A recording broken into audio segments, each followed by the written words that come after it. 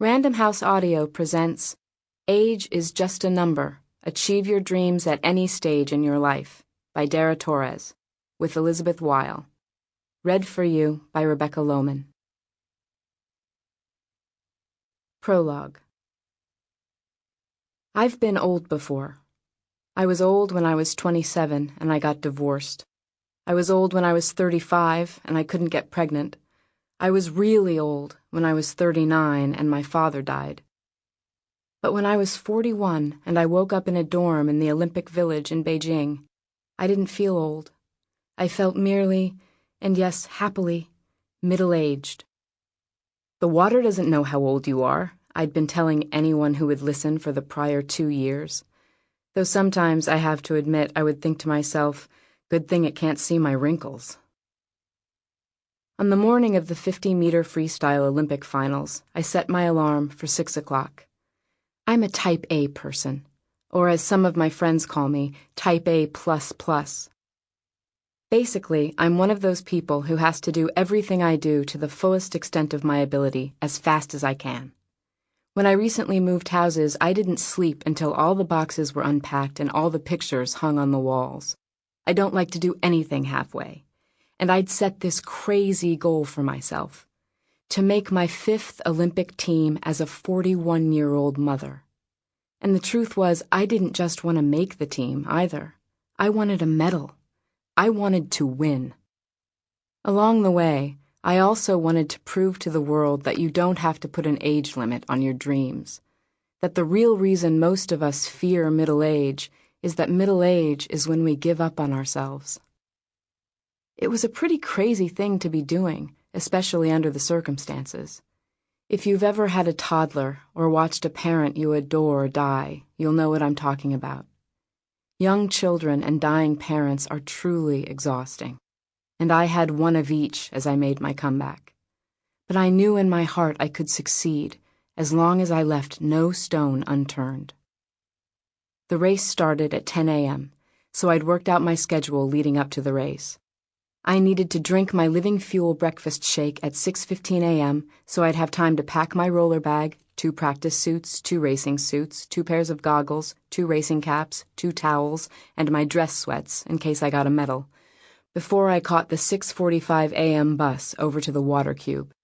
I'd then do my whole routine: wake up, swim, shower, get mashed, a massage technique done with the feet, do my warm-up swim, get stretched, and put on my racing suit, all before I headed to the ready room, where all the swimmers wait before a race.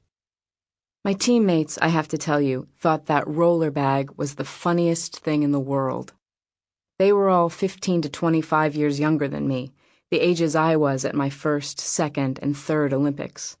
I was already beyond their ages by my 4th.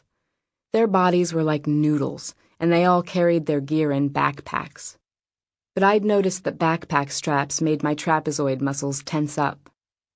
Swimming fast, for me, is all about staying loose, so I had a roller bag. If I looked like a nutty old lady, fine. The Beijing morning was humid and dark when I left the Olympic Village. All the other swimmers were probably still asleep. I think that the only other person awake in the village was Mark Schubert, the national team coach of the USA Olympic swim team. Mark had also been my coach at my first Olympics 24 years ago. And he'd been my coach at Mission Viejo, where I'd gone to high school to train at age 16. I love Mark. He's like my fairy godfather, constantly dropping into my life at just the right time, giving me what I need, and then disappearing again. That morning, he'd woken up in the Beijing pre-dawn to help me prepare for my race. We'd come a long way together. Though he wasn't my coach in the months leading up to the Olympics, he'd taught me the discipline and the commitment to detail I now so prized. We were now going, literally, one more lap. I rolled my bag out to the sidewalk as quietly as possible. I didn't want to wake anybody, partly because, as a mother, I knew the value of sleep. But selfishly, I also wanted my competitors to stay in their beds. The longer they slept, I told myself, the greater my advantage and the more time I had, relative to them, to prepare. Since my daughter had been born, I'd been saying that waking up with a kid in the middle of the night was going to give me an edge at some point. I hoped this was it. Over at the water cube, the competition pool was empty, so I yelled good morning to Bob Costas, who was broadcasting up in the rafters, found my lane, and dove in. I don't usually do a wake-up swim in the competition pool, but the 50-meter freestyle is a really strategic race. Time can contract or stretch out. It's only one length of the pool, just 24 or 25 seconds, but it's also easy to get lost. If I've learned one thing from all my races and all my years, it's that the Olympics can be disorienting, and the middle of things is where we tend to lose the plot. Part of my plan for the morning was to learn exactly where I was going to be in the water at every stroke of the race. So as I swam, I memorized all the landmarks, the intake jets, where all the cameras were on the bottom of the pool.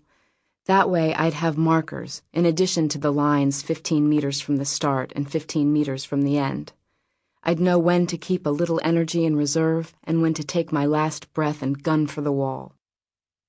More was riding on this race than on any other race I'd swum. Back in Florida, I had a child, Tessa, who'd one day study this race to find out who her mother was. I had a coach, Michael Loberg, who believed in me before anyone else, who now lay in a hospital bed with a rare blood disorder, fighting for his life.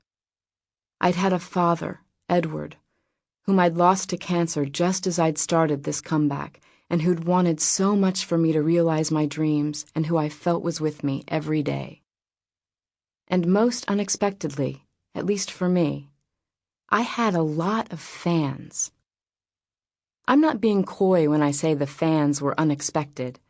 I'm saying they were unexpected because I didn't yet understand how overcoming perceived odds works, how even just attempting that can inspire people, and how the energy from those people can boomerang back to you, giving you the strength and energy you need to reach your goals.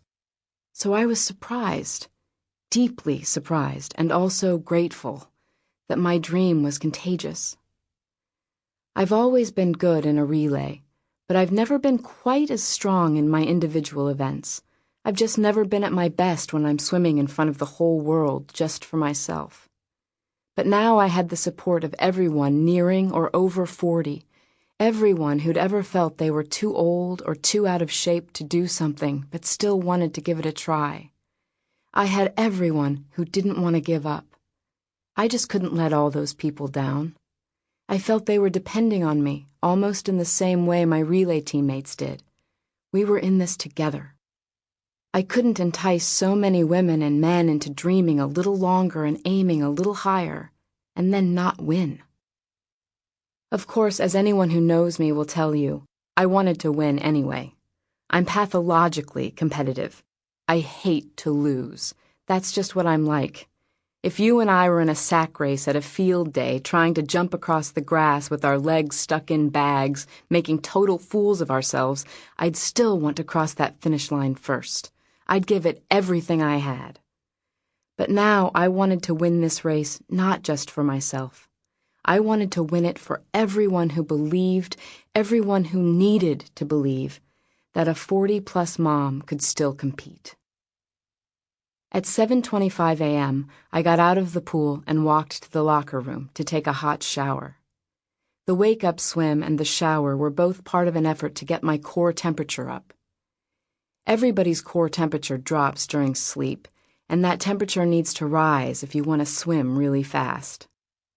My plan for the remaining 2 hours before my race was to have my stretchers, Anne and Steve, mash or massage me with their feet, then swim again, and then have Anne and Steve stretch me, and then put on the bottom half of my racing suit, with plenty of time remaining to lie on the massage table in the team area and listen to a bunch of rockers half my age sing a song called Kick Some Ass. The mashing and the stretching were critical to my performance. All the other kids in the Olympics might have thought they could do their best by just swimming a little warm-up, pinwheeling their arms a few times and diving in, but not me. I was the same age as a lot of those athletes' mothers. Michael Phelps had started calling me Mom 8 years earlier. I needed every advantage.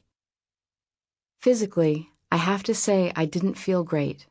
Stiff. Sample complete. Ready to continue?